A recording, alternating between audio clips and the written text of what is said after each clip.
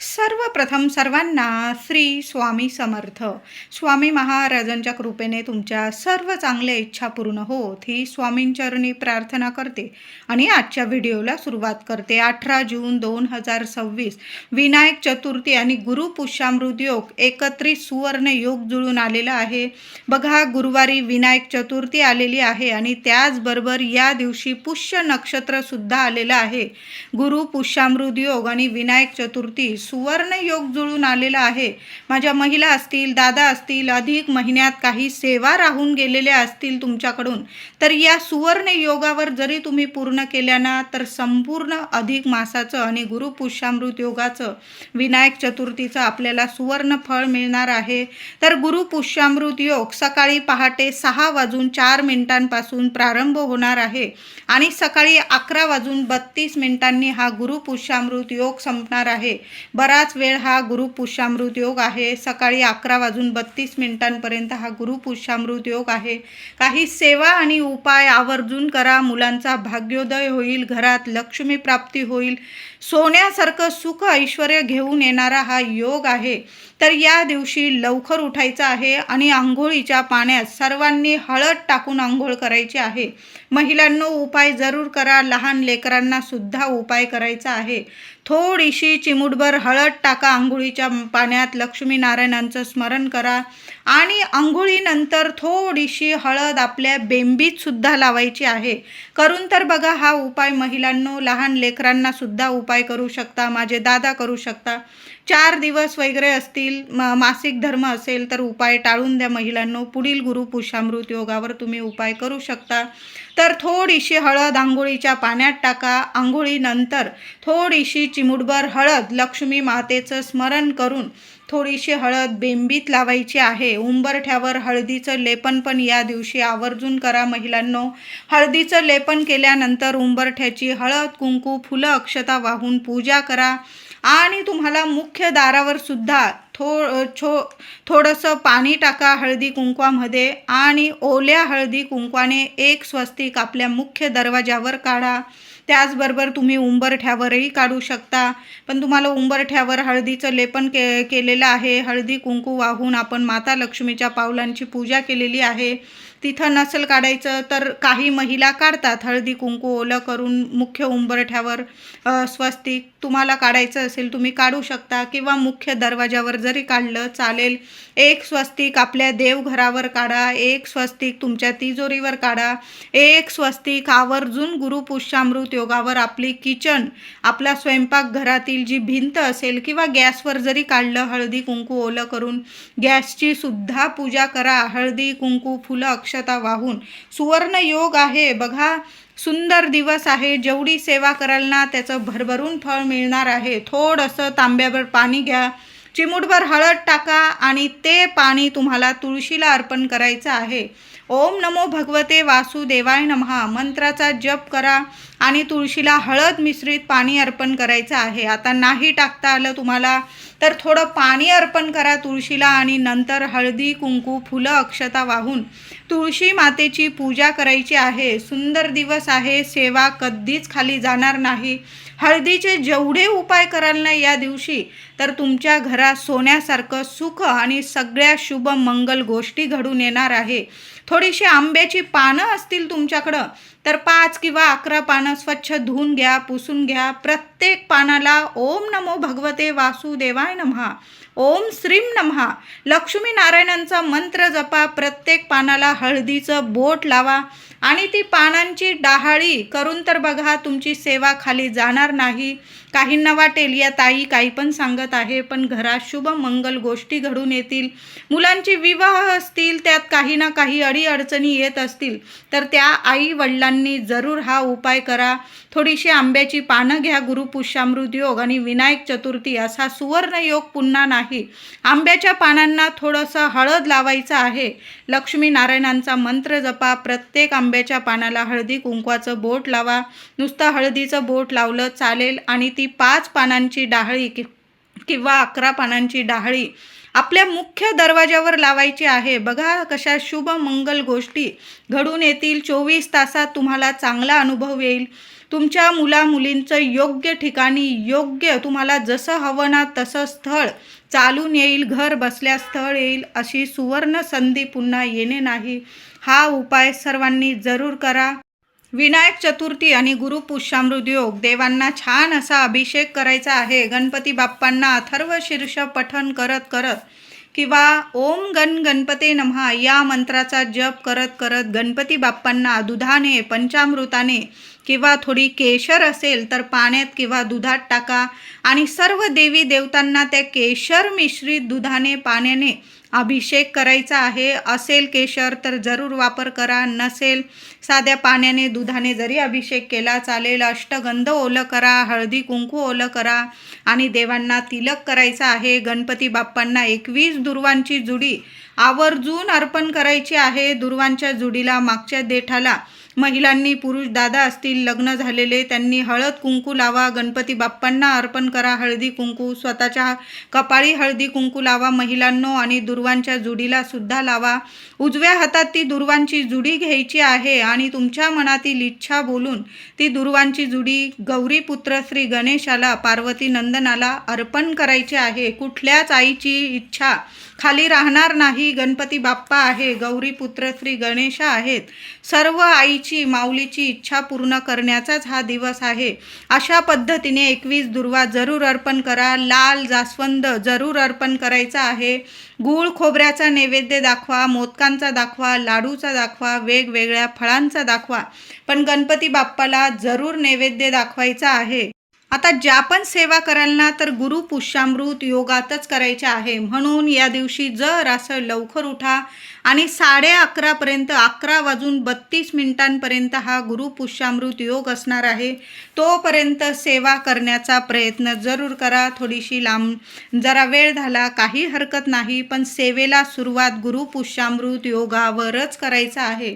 म्हणून जरासं लवकर उठा, आंघोळीनंतर देवांची पूजा करा आणि सेवेला सुरुवात करा. माता लक्ष्मीला कुंकुमार्चन सकाळीच करून घ्या महिलांनो. गुरुपुष्यामृत योगावर केलेलं कुंकुमार्चन कधीच खाली जात नाही. सुख सौभाग्यात भरभरून वाढ होते, लक्ष्मी प्राप्ती होते, धनप्राप्ती होते. आर्थिक टंचाई असेल, बरकत येत नसेल, लक्ष्मी माता घरात टिकून राहत नसेल, पैशांच्या काही प्रॉब्लेम असतील तुम्हाला, संपूर्ण निवारण होईल. पैसा येऊ लागेल, टिकून राहील. पैशाला पैसा म्हणजे खेचून येईल, असा हा सोन्यासारखा दिवस आहे. म्हणून माता लक्ष्मीला छान असं कुंकुमार्चन करा. 11 वेळा करा, 21 वेळा करा, पण माता लक्ष्मीला कुंकुमार्चन करा. लाल फुलं अर्पण करायचं आहे. आता 1-2 उपाय सांगत आहे, सेवा सांगत आहे, आवर्जून करा. सर्वांनाच 12 फुलवातींची सेवा माहीतच असेल, आता तुम्ही केलेली पण असेल, पण या गुरुपुष्यामृत योगावर जरूर करा. विनायक चतुर्थी सुद्धा आलेली आहे. कुठल्याही शुभ कामाची सुरुवात आपण गणपती बाप्पांच्या दर्शनाने, सेवेनेच करत असतो आणि त्यात गुरुपुष्यामृत योग आणि विनायक चतुर्थी आलेली आहे. महिलांनो, ही सेवा 12 फुलवातींची सेवा आवर्जून करा. कधीच तुमची सेवा खाली जाणार नाही. कितीही त्रास असू द्या, तुम्हाला दुःख असू द्या, घरात मुलांना यश मिळत नसेल, मग शिक्षण असेल, नोकरी असेल, विवाह इच्छुक मुलं मुली असतील, काही ना काही कुंडलीत वगैरे खूप अडथळे येत असतील, लग्न ठरण्यात वगैरे, संतान प्राप्ती होत नसेल, तुमची घराची इच्छा आहे तर ती सुद्धा पूर्ण होईल. सर्व इच्छा पूर्ण करण्याचीच ही सेवा आहे आणि ती पण गुरुपुष्यामृत योगावर करण्याची ही सेवा आहे. तर ही 12 फुलवातींची सेवा कशी करावी, तर एक पंती घ्या किंवा तुम्ही जो तुपाचा दिवा लावतात तो तुपाचा दिवा घेतला चालेल. तर गुरुपुष्यामृत योगावर गुरुवारी 1 फुलवात तुम्हाला देवघरात लावायची आहे. तुपात फुलवाती बुडवूनच ठेवा. चढत्या आणि उतरत्या क्रमाने आपल्याला फुलवाती लावायच्या आहे. 12 तुम्हाला चढत्या क्रमाने लावायच्या आहे आणि तुम्हाला 12 उतरत्या क्रमाने लावायचं आहे. तर गुरुवारी 1 फुलवात येईल, दुसऱ्या दिवशी 2, तिसऱ्या दिवशी 3, चौथ्या दिवशी 4, 5व्या दिवशी 5, 6व्या दिवशी 6, 7व्या दिवशी 7, 8व्या दिवशी 8, 9व्या दिवशी 9, 10व्या दिवशी 10, 11व्या दिवशी 11 आणि 12व्या दिवशी 12. अशा चढत्या क्रमाने एक एक फुलवात तुम्हाला वाढवत जायची आहे. आणि 13व्या दिवसापासून तुम्हाला उतरत्या क्रमाने लावायचे आहे. 13व्या दिवशी 12 फुलवाती लावायच्या आहे. 14व्या दिवशी तुम्हाला 11, कळालं असेल. मग 11 नंतर 10, 9, 8 अशा उतरत्या क्रमाने लावायच्या आहे. चढत्या आणि उतरत्या क्रमाने फुलवात लावताना एकच दिवा घ्यायचा आहे. एक फुलवात लावा, दुसरी एकत्र करून लावा, तिसरी एकत्र करून लावा. अशा एकत्र करून आपल्याला फुलवाती लावायच्या आहे. 12 जरी लावाल तुम्ही 12व्या दिवशी तरीही त्या 12 फुलवाती एकत्र करायच्या आहे. तुपात भिजवून घ्यायच्या आहे आणि त्या फुलवाती देवांसमोर दिव्यात तुम्हाला देवघरात लावायचे आहे. आता फुलवाती लावून सेवा पूर्ण झाली का? तर नाही. फुलवाती लावून घ्यायच्या, दिवा प्रज्वलित करून घ्यायचा, आसन घेऊन बसायचं आहे. एक वेळा व्यंकटेश स्तोत्र पठण करायचं आहे तुम्हाला. एक वेळा श्री सुक्तम पठण करायचं आहे. एक माळ किंवा जेवढ्या वेळा तुम्हाला माळी जपता येईल 16 वेळा खरं तर माळी जपाव्या. श्री विष्णू गायत्री मंत्र 16 वेळा, कुबेर मंत्र, अशा पद्धतीने सेवा करायची आहे. लहान लेकरं असतील एक एक माळ जपली तरीही चालेल. जेवढी सेवा होईल तेवढी करा, पण 12 फुलवातींची सेवा जरूर करा. महिलांनो, काही नाहीच जमलं ना तुम्हाला तर 8 वेळा 16 वेळा महालक्ष्मी अष्टक पठण करायचं आहे. आणि तुम्ही 11 माळी ओम नमो भगवते वासुदेवाय नमः, ओम नमो भगवते वासुदेवाय नमः या 2 सेवा जरी केल्या ना तुम्ही तरीही 12 फुलवातींची सेवेचं इतकं सुवर्ण फळ मिळेल तुम्हाला. तर अशा साध्या सोप्या पद्धतीने चढत्या आणि उतरत्या क्रमाने 12 फुलवाती जरूर लावा. वेगवेगळे दिवे लावायचे नाही. एकाच दिव्यामध्ये 1, 2, 3, 4 अशा चढत्या आणि उतरत्या क्रमाने आपल्याला फुलवाती लावायच्या आहे. कळालं असेल माझ्या सर्व महिलांना. आता गुरुपुष्यामृत योग आणि विनायक चतुर्थी आपण सेवा करत आहोत 12 फुलवातींची. प्रथम अथर्व शीर्ष पठण करा महिलांनो. 1 वेळा करा, 11 वेळा करा. अथर्व शीर्ष पठण करा फलश्रुतीसह. 11 वेळा गणपती स्तोत्र पठण करा आणि मग आपल्याला लक्ष्मीनारायणांची सेवा करायची आहे. इतकं सोन्यासारखं फळ मिळाल. जे मागाल ना त्याच्या दुप्पट काय 4पट देव तुमच्या पदरात घालणार आहे. तुमच्या सर्व इच्छा मनोकामना 24 तासाच्या आत तुम्हाला रिझल्ट दिसून येईल. इतकी सुवर्ण फळ देणारी ही 12 फुलवातींची सेवा आहे. गाईचं तूप वापरायचं आहे. थोडंसं गाईचं तूप घेऊन या. गुरुपुष्यामृत योगावर केलेली ही सेवा तुमची कधीच खाली जाणार नाही, एवढं तर मी नक्कीच सांगते. ही 12 फुलवातींची सेवा करताना संकल्प करून घ्यायचा आहे. तुमच्या मनातील इच्छा देवांना सांगा. संकल्प करून घ्या साध्या भोळ्या मनाने आणि मग सेवेला सुरुवात करायची आहे. सेवा करताना काही नियम जरूर पाळा. मांसाहार होणार नाही, एवढा एक जरी नियम पाळला ना आणि कुणाची निंदा नालस्ती होणार नाही आपल्याकडून सेवा करताना. तसं तर कधीच कुणाची निंदा नालस्ती करू नये. आपल्यामुळे कुणाला त्रास होईल ना असं तर कधीच वागू नये. आणि अशी सेवा करताना तर या गोष्टींचे नियम जरूर पाळावे. फुलवातींची सेवा करताना उरलेले फुलवात असेल, ज्या शांत झाल्यानंतर त्या उरलेल्या फुलवाती एक पिशवी वगैरे घ्या, त्यात निर्माल्य काढून ठेवा आणि 24 दिवसांची तुमची सेवा झाल्यानंतर सर्व उरलेलं निर्माल्य असेल ना ते तुम्ही एखाद्या झाडाजवळ ठेवू शकतात किंवा वाहत्या पाण्यात जरी अर्पण करून दिलं. लगेच फुलवाती टाकून द्यायची चूक करू नका. संपूर्ण आपली सेवा पूर्ण करून घ्यायची आहे आणि मगच आपल्याला निर्माल्य वाहत्या पाण्यात सोडायचं आहे किंवा एखाद्या झाडाच्या मुळाशी जरी अर्पण करून दिलं तरीही चालेल. गुरुपुष्यामृत योगावर अजून एक उपाय आणि सेवा करायची आहे. यासाठी फक्त महिलांनो तुम्हाला 2 हळकुंड लागणार आहे. हळकुंड घेताना चांगले घ्यायचे आहे, खराब वगैरे घेऊ नका. 2 नाणी घ्यायची आहे. 1-1 रुपयाची घ्या, 5-5 रुपयाची घ्या, तुमच्यावर आहे. तुमच्याकडं जी नाणी असतील ती घ्या. पिवळ्या कवड्या घ्यायच्या आहे. 2 घ्या, 5 घ्या, 7 घ्या, 8 घ्या. तुमच्याकडं जेवढ्या पिवळ्या कवड्या असतील तेवढ्या घ्यायच्या आहे. कळालं असेल. 2 हळकुंड, 2 नाणी आणि पिवळ्या कवड्या पिवळ्या कपड्यात किंवा लाल कपड्यात बांधून घ्यायच्या आहे. हळदी कुंकू फुलं अक्षता वाहून त्याची पूजा करा आणि मग ती पोटली बांधून घ्यायची आहे आणि गुरु पुष्यामृत योगावर माता लक्ष्मीच्या चरणी ती पोटली ठेवायची आहे. माता लक्ष्मीला हळदी कुंकू अर्पण करा, पोटलीला हळदी कुंकू अर्पण करा. तुमच्या मनातील इच्छा माता लक्ष्मीला तुम्हाला सांगायची आहे. गुरु पुष्यामृत योग संपता ती पोटली उचलून घ्यायची आहे आणि ती पोटली तुमच्या तिजोरीत ठेवा. खूप सुवर्ण म्हणजे इतके सोन्यासारखे दिवस येतील तुम्हाला. तुमच्या घरात लक्ष्मी माता सोन्याच्या पावली येईल अशी ही सोन्यासारखी सेवा आहे. आवर्जून सर्वांनी तर अशी पोटली आपल्या देवघरात जरूर ठेवा माता लक्ष्मीजवळ आणि नंतर ती पोटली तुमच्या तिजोरीत जरूर ठेवा. बघा कधीच कशाला कमी पडणार नाही. गुरु पुष्यामृत योगावर तुम्हाला जमलं तर थोडंसं गुंजभर का होईना सोनं खरेदी करून आणा. जमत असेल तुम्हाला परवडत असेल तर जरूर गुरु पुष्यामृत योगावर सोनं खरेदी करावं.